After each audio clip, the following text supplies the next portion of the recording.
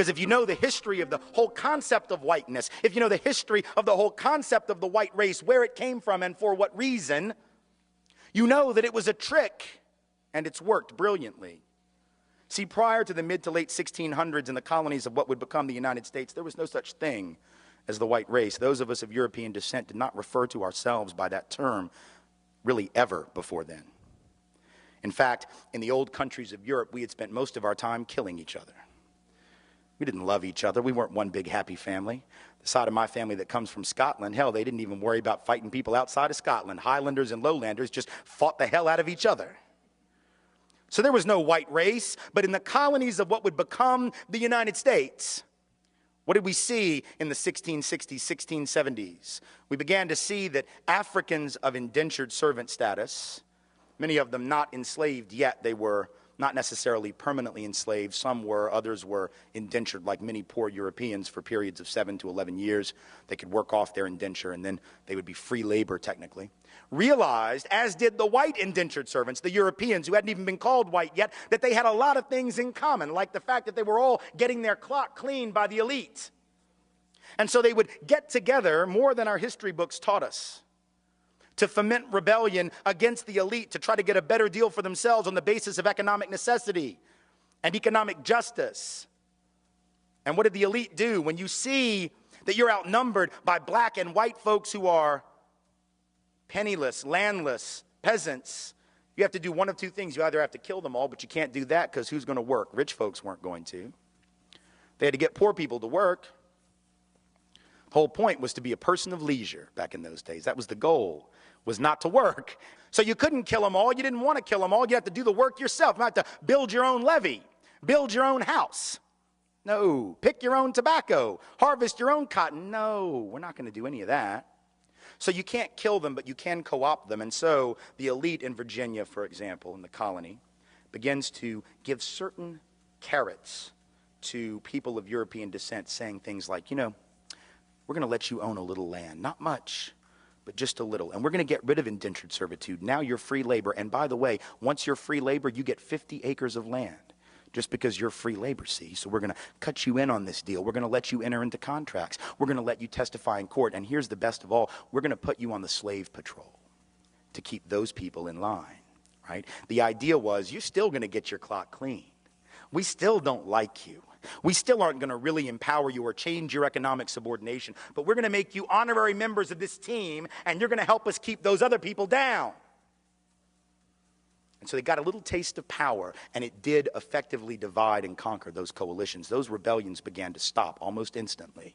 Fast forward to the Civil War era, you have rich white folks in the South, where I come from, standing up and openly admitting that the reason they're prepared to secede from the Union, and the only reason they ever articulated publicly, ever, was to maintain and extend slavery and white supremacy not only where it already existed, but into the newly acquired, that is to say, stolen territories from Mexico to the West.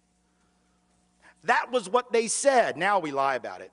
We say it wasn't about slavery, that it was about states' rights. Yes, the right of the states to keep and maintain slaves, exactly. But back then they had no shame, so they didn't try and cover it up. They openly said it, but once again, the rich didn't want to go do the work. Are you kidding? No. They're going to get poor people to go fight for them. And the poor folks didn't even own slaves. Now think, how do you get poor people who don't even own the shirt on their back, let alone slaves, to go fight to keep your slaves for you? You've got to convince them that their skin is more important than their economic interest. Because think about it, if I am a farmer who has to charge you $1 a day or $2 a week to work on your farm and harvest that tobacco or pick that cotton, but you can get a black person to do it for free because you own them, who's going to get the job? Not me. In other words, slavery actually undermined the wages and the wage base, the economic floor of the typical white working class or low-income person. But they were told, if these people are freed, they're going to take your job. No, fool, they got your job. That's the point. And so at some level, again, working class white people being harmed by white privilege, relatively being advantaged, right? Being given a leg up, being given a membership to the club, but in absolute terms being kept economically subordinated by the very thing that gave them a sense of superiority. How's that for irony? Then in the present era, this hasn't stopped. This is not ancient history.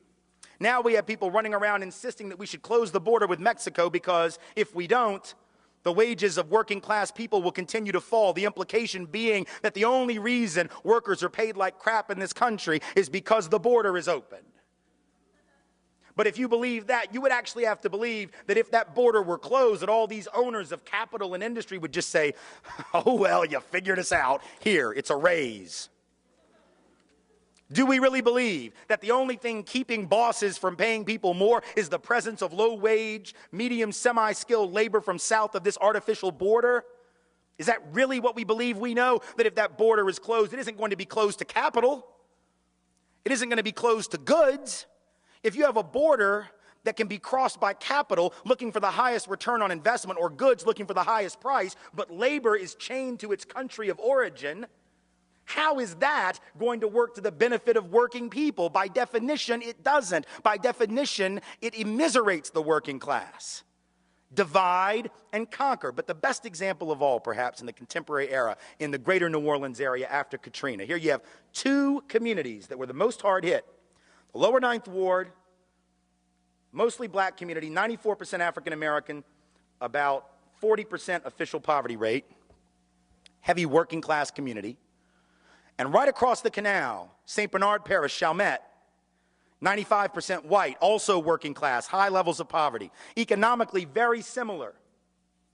And at the end of the day, in those first few days of September 2005, more similar than they probably would have realized. Because when those levees broke, they all got their stuff jacked. They all got their stuff destroyed. But if you had asked white folks in Chalmette, and I've done it, who was the cause of the problems in the greater New Orleans area prior to that flooding, they would have pointed across that canal at those black folks, wouldn't have called them black folks, and would have said, there, that's the problem. 70% of the white folks in St. Bernard Parish voted for David Duke, white supremacist, neo-Nazi, former head of the largest Ku Klux Klan group in the United States when he ran for governor in 1991. 7 out of 10 gladly voted for him because he was blaming black folks for all of their problems, and they bought it. What's the irony? The irony is that while they were blaming black people for their problems, while they were blaming black people for the conditions of the greater New Orleans area in which they lived, nobody was paying attention, least of all they, to the fact that these white elite politicians, either in Baton Rouge or in Washington, whose job it was to secure those levees, to make sure that levy funds were spent in the proper way and that they were spent at all, those mostly white and mostly elite politicians did nothing. At the end of the day, it wasn't just the black folks in the lower Ninth Ward they didn't care about. They really couldn't have given a rat's ass about those poor and working class white folks either.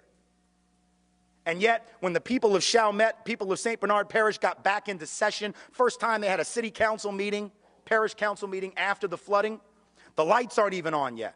The water isn't even hooked up. And the first order of business was to pass an ordinance saying that you couldn't rent property in St. Bernard Parish to anyone who wasn't a blood relative. Now, I'll leave it to your imagination as to why you'd want to pass a law. That law had never existed before. But now that it's been emptied out and you don't know who might come back, that's a damn good way to keep black people out, isn't it? Because if you're 95% white to begin with, if you pass an ordinance that says that, that's a great, you can't say no blacks need apply. You can't say no blacks allowed, but that was an ingenious way to get around the law. Now, they got caught.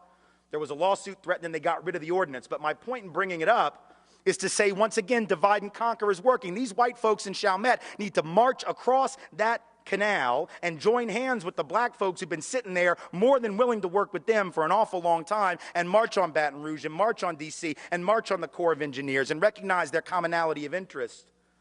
But the whiteness and the lure of whiteness has tricked these have nothing in their bank account white people into believing that they got more in common with the rich white folks on St. Charles Avenue that didn't lose anything in that flooding than they have in common with the black working class folks who live about 500 yards away.